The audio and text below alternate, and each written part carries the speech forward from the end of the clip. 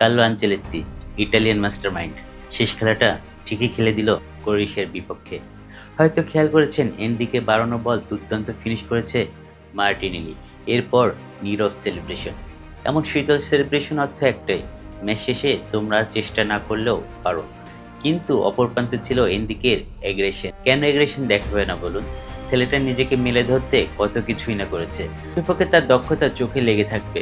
বল নিয়ে দিলে ভো দৌড়, সুযোগ বুঝে বলটা এগিয়ে দিলেন মার্টিনের দিকে। তিনি ভুল করেননি, বল পাঠিয়েছেন জালে। এনরিকের এই পারফরমেন্স কি সত্যিই জায়গা করে দিবে বিশ্বকাপ দলে? আনচেলত্তি কি মন জয় করতে পারবে?